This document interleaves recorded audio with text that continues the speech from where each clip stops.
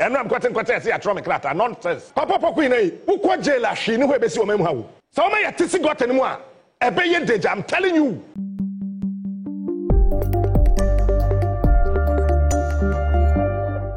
Enibra in Soja, but about this particular story, Captain Kojo Smart, Neni Asoko, or Enkan say, a Benisika someone.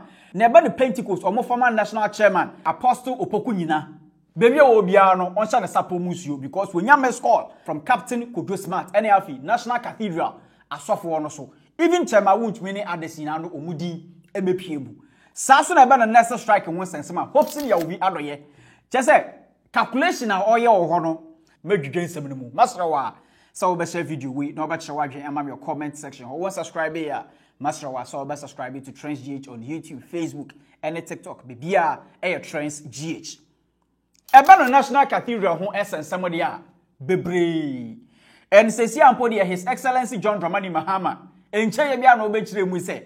Encha kra no amanfo bi bekwekogina court na yo munko yi ensamo ano. Na eba no eye $58 million America fosi kaibi. A kire se omuni etu manhole. Ewo Ghana here. Apart from that no asofo so ne nsonsoro so sika omogege ye.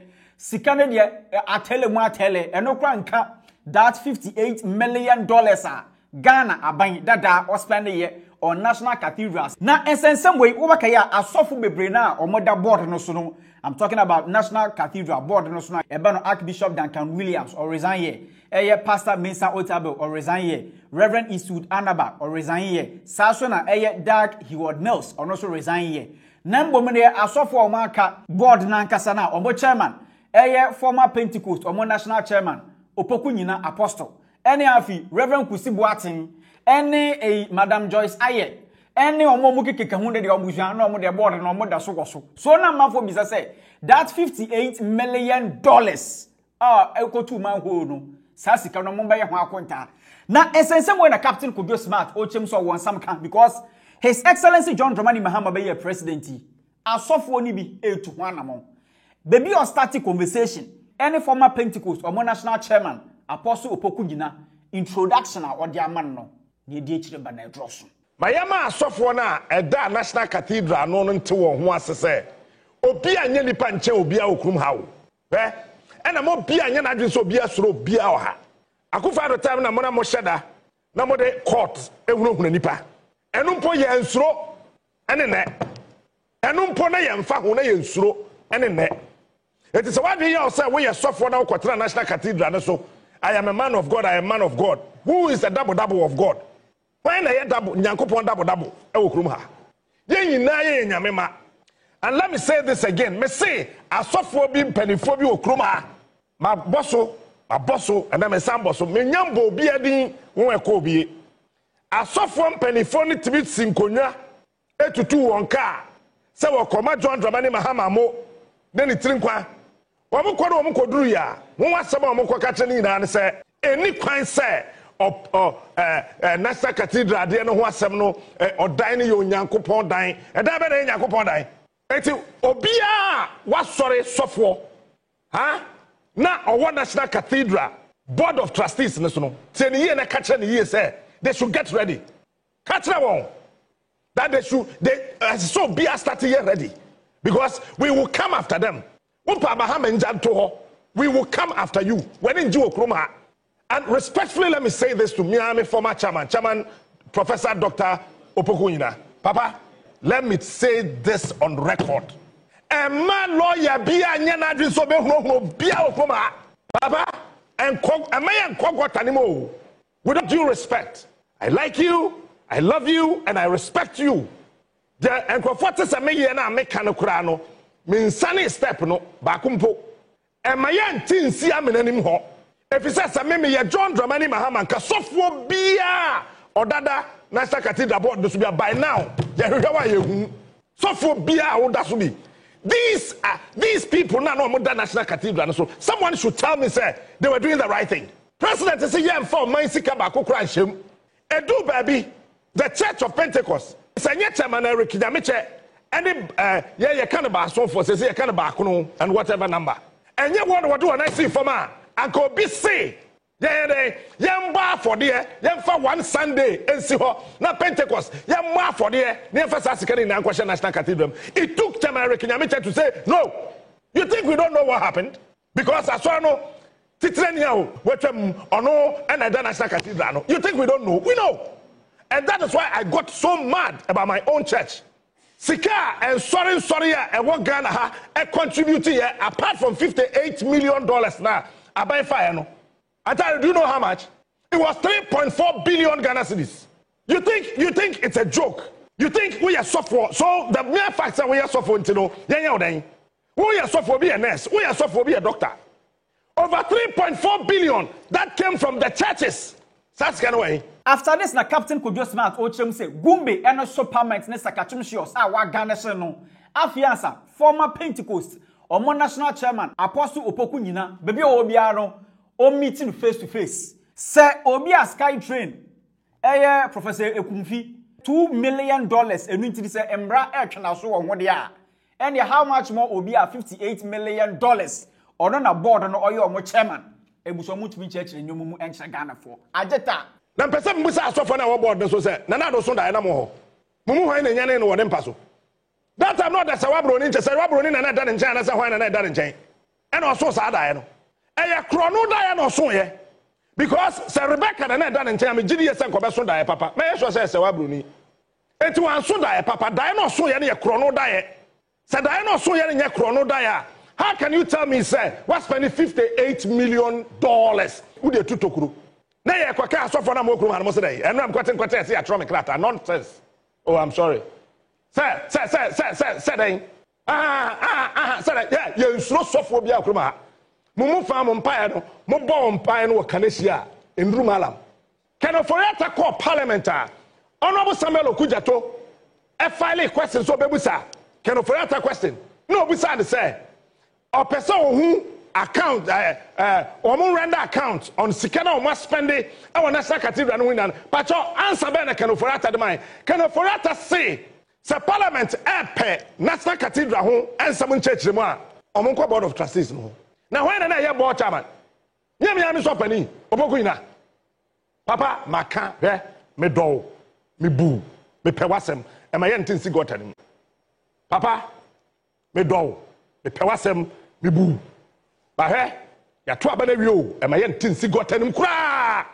I saw for na come, Mahama house or command and mo, Sana Yakubu. Binyambo so for BD. Say wake home. But Papa Poquine, who quite jail she knew where Bessie or Memha. I saw for a castle, I quite back not to Kumasana or a Nidimi, so for your passport to me, different names, different date of birth. I was going to say, whatever say. Then could see, and I just never know. Moko jail and say, Papa, who did Pentecost chairman? Yen Nayanim, and a PCC, Pentecost Convention Center. It is the biggest in the whole of West Africa. Maybe I just Sika this year they do 58 million. Maybe such a mopokuina. Sika the year PCC. Who would you will miss with you will never for the same. But they do 58 million. They do $58 million. Huh? And then you sit on a board. They are sit board and not spending $58 million. And you want us to shut up because what? No. Papa, me se me pewasem, me do, me boo. Got any more, me my uncle. Got any more, no. And my uncle.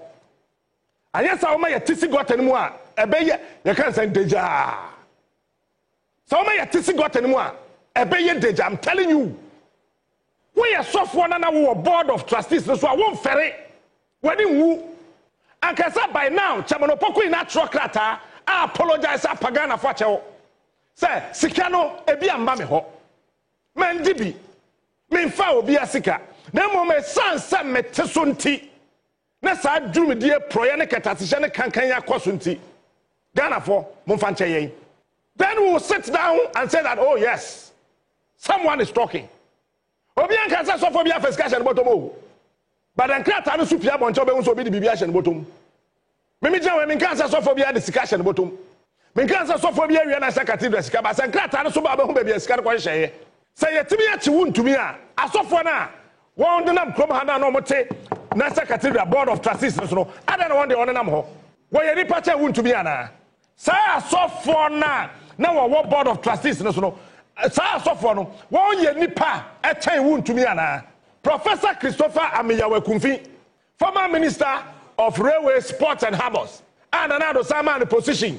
$2 million spell. Ghana for Muchani, $2 million spell. You see the train, Befayim. $2 million spenti. Yachi Professor Christopher Amiyawa Kumfi. Emma Papa Penia, Oyare, no such wheelchair, near piano. Ewo, NIB offices. Now was so for Kromha. What now? Board so I waste $58 million. They are still walking on the streets of this country free. That day is coming, and it is very close and near. That day is coming. $58 million for the woman in Amho. Meboa, you see, your friend say, a Dubois is and the Waffles and the boats and the nanos and the day, or the Dubois. Sabranche Dubois, so no so yachino. Ye didn't some, Yami didn't want for fear, the Trinkwa, and ye had to be said as something Kwana jail. But $58 million. Woman in Amho. Why they see a question about matches as of one? And some of them had the edge. Say a comma president, a Trinkwa, Yakoya, say, a cathedral there, Your Excellency. One seminar, one shot the church will turn against you. We will not turn against Muhammad. No church in this country will turn against the president for making sure the right thing is done in the body of Christ. Na sesi aso de ebe no necessary omukọ strike hu nsensem yi a reaction de aye bebre but na amanfu chegba na say nti sesi anokwakra na say abenye omuwosu ne kwakra na say omo ne nurse situation no omo ke kosi say ene nurses no omukọ strike no omo so sesi ano kwakra na say omo ko strike no ekosi how many years na esensem wey na Popsin Yawvi adoye onu de ochem say calculation no ebe no this demands ya nurses na ebuso mo gina o chen IMF just a calculation o ye wo no wo mo bargaining agreement no a 61 document 61 page document Anna me decided say I will photocopy page 57 58 59 60 and 61 61 no ho ana mo sense 61 no now the president, Mrs. Perpetua Ofori Ampofo, and deny say we need the signature. Obio have be a fair wages a boss, or general secretary, and ye can say the chief director of Ministry of Health. Obio knew what deny say. Now, on that last page, before some will be signed, was say the effective date of implementation shall be 1st July 2024. It's on be implemented. I don't be implemented. Now, Oko Ase Honomoa was say in witness whereof the parties herein have set their names and hands this 20th day of May 20. I said the only one free. I know when so on the Eti Ufa Sadi we are your best friend as if one. Ubie ni Honomoa wo ye duma 1% in condition.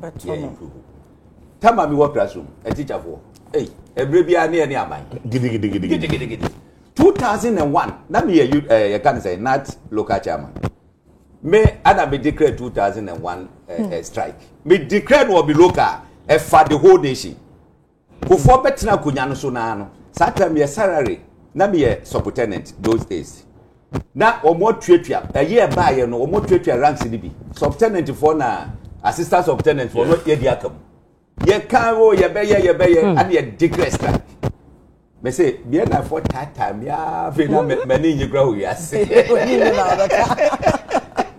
So, many in a muno, a baby, we baby. Who share Myanmar, nurses no idea. And that's if one baby or no more, or more leaders, no, a they don't know. And I did back where ye Janice, nurses for the minimum.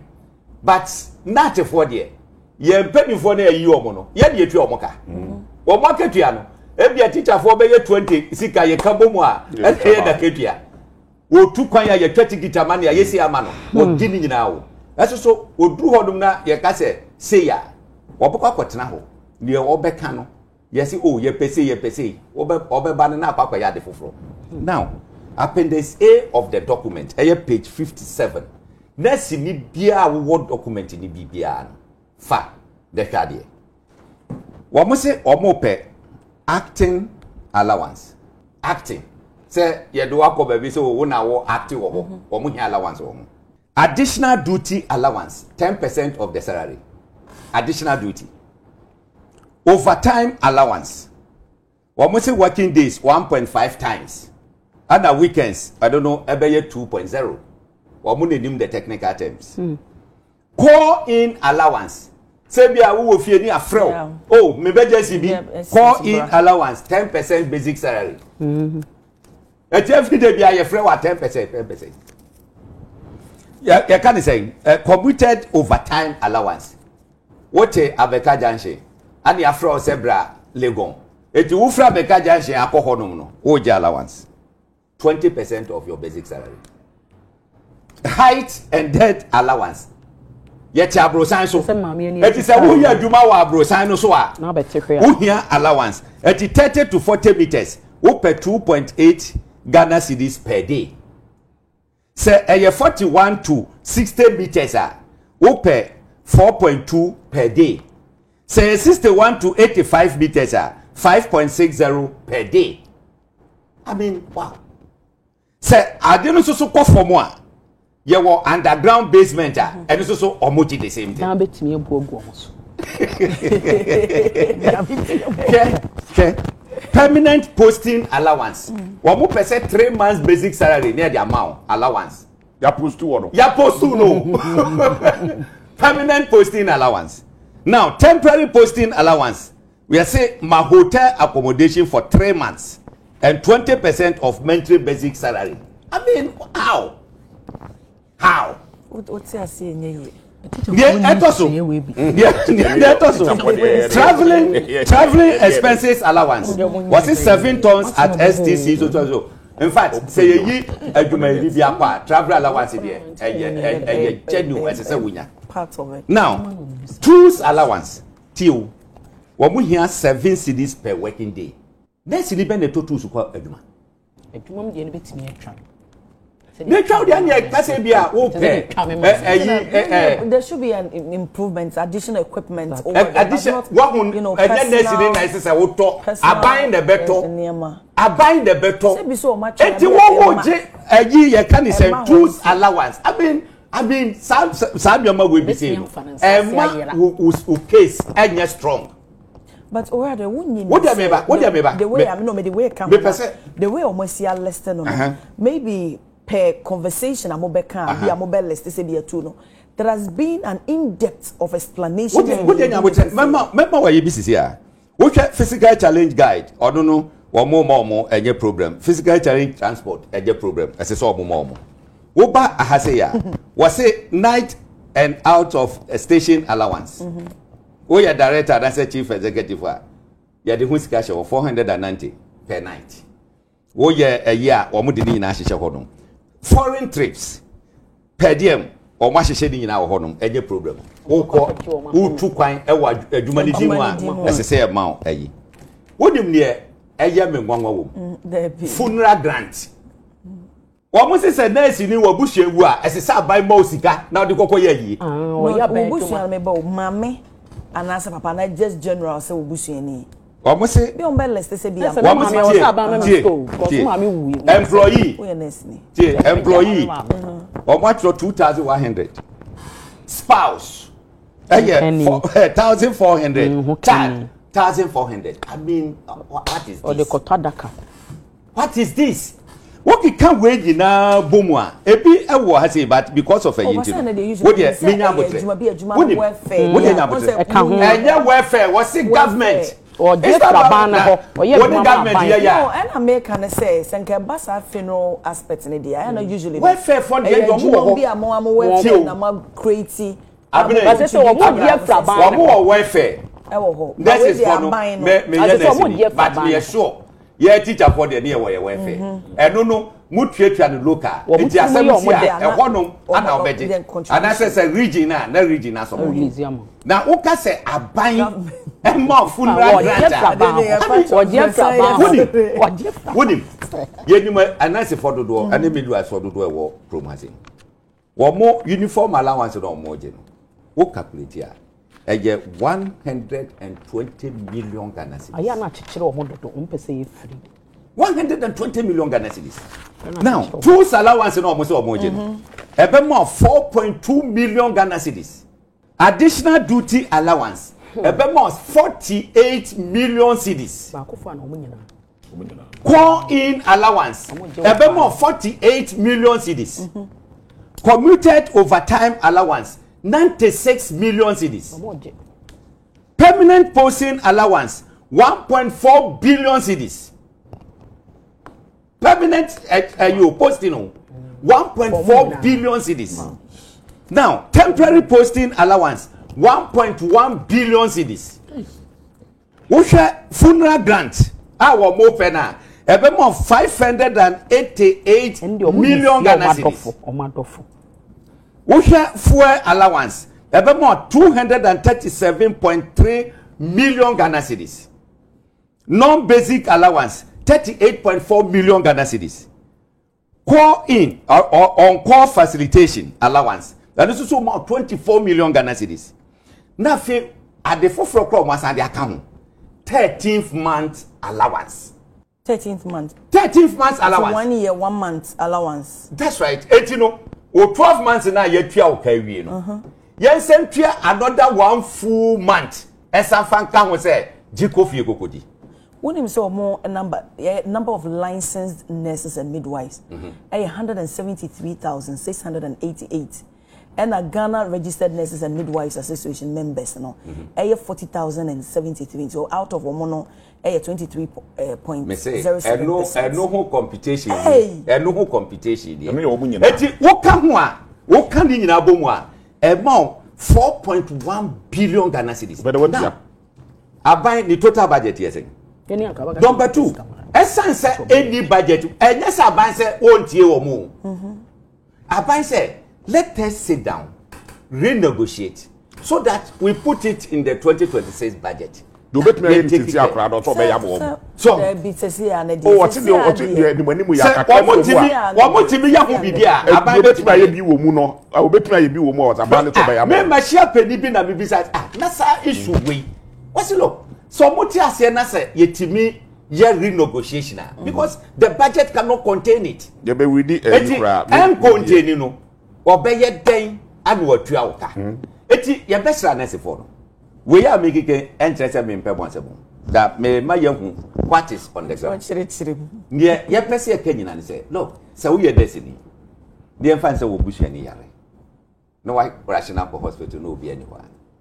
How will you feel? What they are me bush any and abna bush any one gasa bush any. How will you feel? So will feel.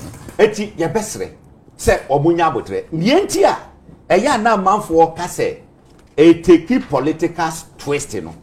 The page 61 was it shall be 1st July on show. Money abaya tiasie. And tiabaya tiasie say a bekoso 1st July 2024. But I think so more other concerns no be so yet delayed postings. And as I said, they were kind 13th month salary, no, and so can and the renewal of practicing license. Nah. And also then improved allowance and then allowance in the year funeral lawyer near walk renew the licenses are wapo before Babajiska. A teacher for your license or more teacher near walk license our my hotel baby's campaign license. Some of these things are outrageous. License may not sure so be between 500 cities cry. Or license no may not sure so be between 500 cities. A temple will pay you 4,000. Now the whole year, the whole year, we pay 500 for your license, and so just abandon the amount. Just abandon the amount. Some of these things, let us be considerate. That you who say, "Enya easy sir." Mami bisa say, bisa say adentina, eba no energy sector levy ya omo issue certificate of agency ema quickly na go through parliament na adenti na nurses dey so they will say is ya kese dey yempe you know yemfa tax emrade yemfa ntua o wana what pass suggest yemfa levy bi mra have workers levy no be like ajijini sisi ya dey tua o 4 billion energy capital it's a lot of for a year enti ye besre yes energy we say no go estimate is a year be 5.7 billion. Ya jiji 11 ni ebi tuya kan bi sa so ho ba so. 11 ni dey ya. Ya jiji 11. Ya jiji 11 ya ni tuya kan bi 11 kwa queen mo dey ye. Ya de down 11 no mo dey ga ye dey. Nurses no dey yesram an kotodwogu fom. Yensa ede yensa yem. Ai ye besram a. But sana me kan ye no enye nurses fo ni nyina na eco strike. Omo a omo do edwuma no. A omo dwi nipa ho omo watema na edu ne de aye pampa omo ya pampa omo de yitia yesrama mo gumbe mo kwadwo na mo gumbe ne so parliament no ho wo de se ye be hospital wo kra na se mo betwa ye ton kra mo ntwa ye ton na mo hwe wa yesrama it was ya but was Sabrina Bray now about Trans GH for your latest update. Me didn't Kojo Black background.